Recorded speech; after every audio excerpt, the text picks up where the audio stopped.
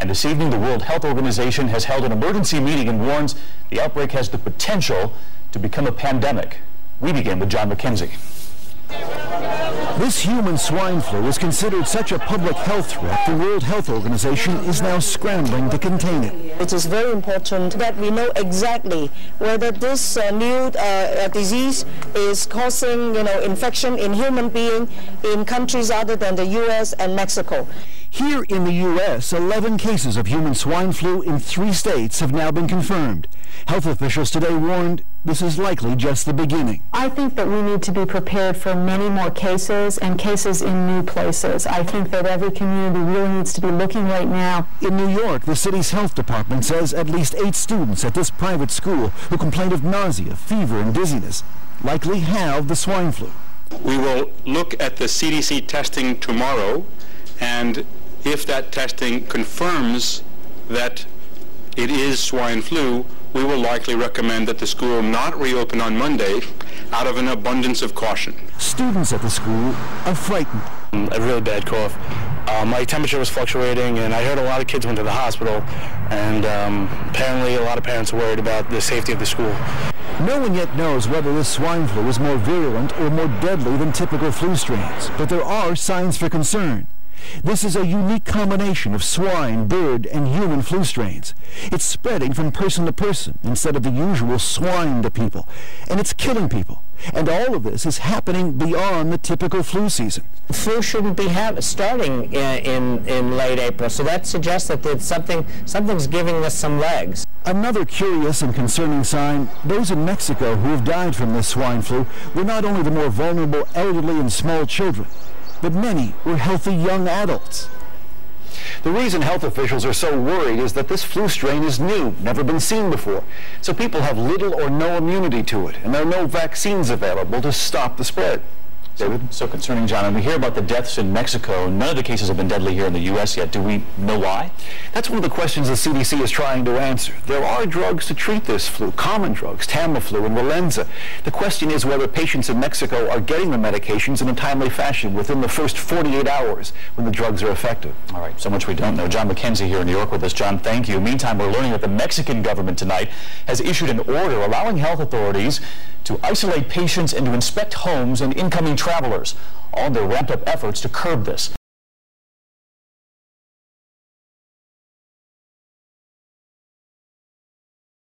Meantime, we're learning that the Mexican government tonight has issued an order allowing health authorities to isolate patients and to inspect homes and incoming travelers, all in their ramped-up efforts to curb this. As many as 1,000 have been sickened and 68 people have died there. ABC's Terry McCarthy is in Mexico City. Don't shake hands. Don't go to the movies. If possible, don't go out at all. That is the government's advice to Mexico City residents as they struggle to contain this deadly outbreak of swine flu. If they're trying to scare people, it is working. I am very afraid myself, says this health worker. All my relatives are staying home. This city of 20 million people is getting increasingly nervous. And in response, the government is ordering concert halls like this and other public institutions to close their doors. All schools have been closed and all public events cancelled for the next 10 days. In public, many people are wearing face masks. This pharmacist says she has sold 1,000 masks in the past 2 days and has run out of anti-flu medicine. Already reeling from drug violence, the government fears this outbreak could further damage its tourism industry. Some people, like this lawyer, said they thought the government was overreacting. But with the death toll rising and nobody sure how big the epidemic will get, most Mexicans are not taking any chances. Terry McCarthy, ABC News, Mexico City. Flu outbreak in Mexico could create a worldwide pandemic. It is 3 o'clock in Canberra. In Auckland it is 5 o'clock. Good afternoon. This is News Now for Sunday, April 26. The swine flu that has hit the United States and Mexico cannot be contained, according to an American health organization. And the epidemic that began in Mexico City has now reportedly spread as far as New York. The flu outbreak at this New York City parochial school is a troubling development. Of the 8 strains of flu virus collected for testing, 2 came from students who had visited Mexico with their parents on spring break last week. So it's definitely an outbreak of influenza A at this school. It meets the CDC case definition of a probable case of swine influenza. In Mexico, where the epidemic began, at least 68 people have died. More than 1,000 are ill. Schools and all public events were canceled throughout the country Saturday to slow the spread of the virus. With at least 24 new swine flu cases in Mexico City confirmed today, American officials are keeping close watch on possible outbreaks north of the border. The U.S. Centers for Disease Control and state health officials confirm 11 cases of swine flu virus in the U.S. 2 new cases in Kansas today, 7 in California, and 2 in Texas, where Patrick Hayden's son fell ill. I called my wife and asked her to give him a check for the swine flu, and that's when they did, and he just tested positive. Today, the Centers for Disease Control issued a worrying assessment. We do not think we can contain the spread of this virus. In New York, St. Francis Prep is sanitizing its building as health officials worry about a possible swine flu pandemic.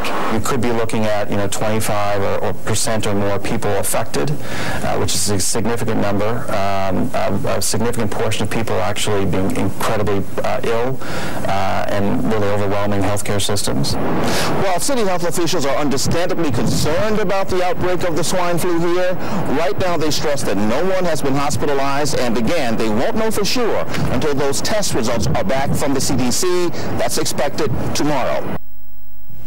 And New Zealand health officials say they're investigating an influenza-like illness in a group of people who have returned from a school trip to Mexico.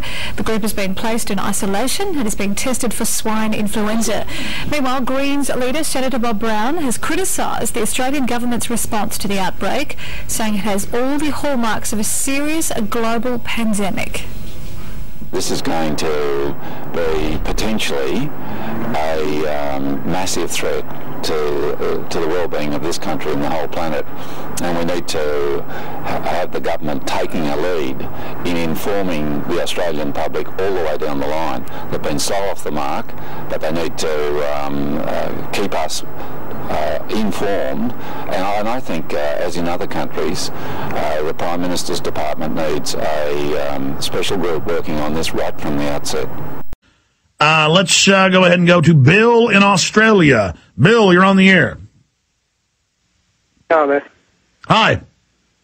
Okay, Alex, I'm calling up because of some information that I came into contact with basically about a fortnight ago. And if I could just run through a few articles which leads up to this information and what it's in regards to. It has to do with the Panvax vaccine, which is only to be used in the event of a pandemic H5N1 avian flu virus. Now, this goes back to 2005. There's an article called Bird Flu Pandemic Threat Being Ignored. And in this article, the important thing is Kevin Rudd is speaking basically of the risks of a pandemic virus and that it's a national security risk and the public needs to do more. And this is in 2005. So then going to 2005 in November, there are egg producers in Esperance, and Esperance is along Western Australia and down the southern end of Australia basically. And they're talking about the risk of migratory birds possibly carrying the avian flu. And they're saying that they're prepared and they're not too worried about it. And this is in 2005.